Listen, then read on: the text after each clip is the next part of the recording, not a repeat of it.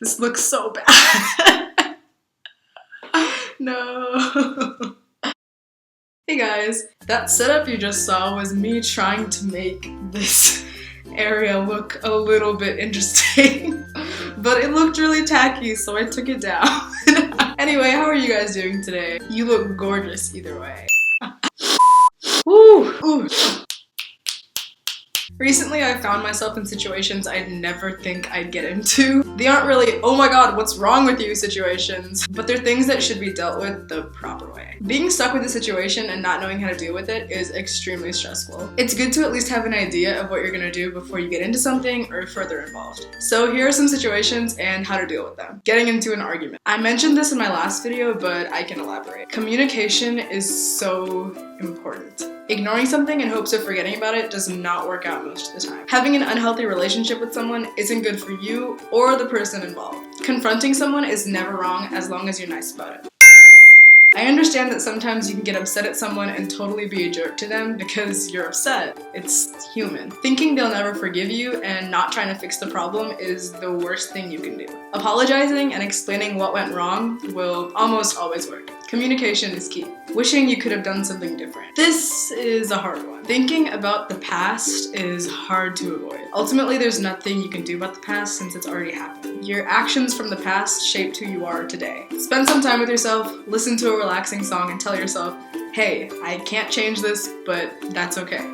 I'll be okay. Focus more on what you can do now. Think about the present. Being afraid to approach someone. Oof. Whether it's a celebrity, a teacher, or someone you have a crush on, you shouldn't be afraid to talk to them. If you're intimidated by a teacher and you're afraid to ask them a question, keep in mind that it's your education. Teachers are there to teach and help you understand anything you may be having trouble with. Even if you think a teacher hates you, asking them a question relative to something you don't understand will not make them mad at you. If you see a celebrity, say hi. You might never see them again in your life. Don't be scared, they're just as human as you are. A crush. Talk to them like a friend. Get to know them. Have a healthy conversation. If it gets quiet and awkward, ask them a question about themselves. Keep the conversation going. Don't be afraid to talk to another person. Stage fright.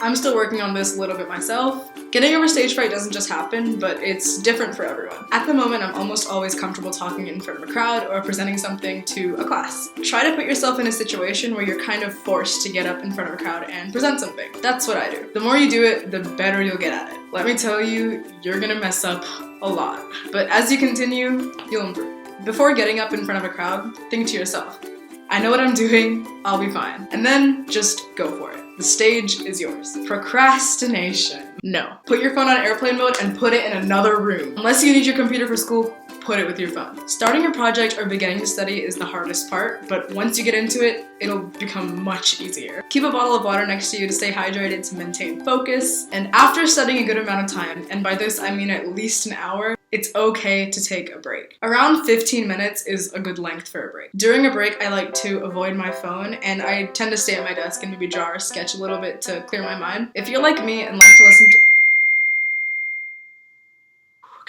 Also, a quick tip. If you're like me and like to listen to music while you're studying or doing homework, try listening to music without words. Music like instrumentals or classical music or just songs without words. This is especially beneficial if you're doing a task like writing or reading because the words don't get mixed up with what you're writing or what you're reading. It's a lot better. So I hope this video was even the slightest bit helpful. If it was, be sure to hit that like button down below. Also, comment a situation that you may be having trouble dealing with. Don't forget to hit that subscribe button down there to get notified whenever I upload a new video. All of my social media links are in the description below, as well as my second channel. I hope you guys have an awesome rest of your day, and I'll see you next week.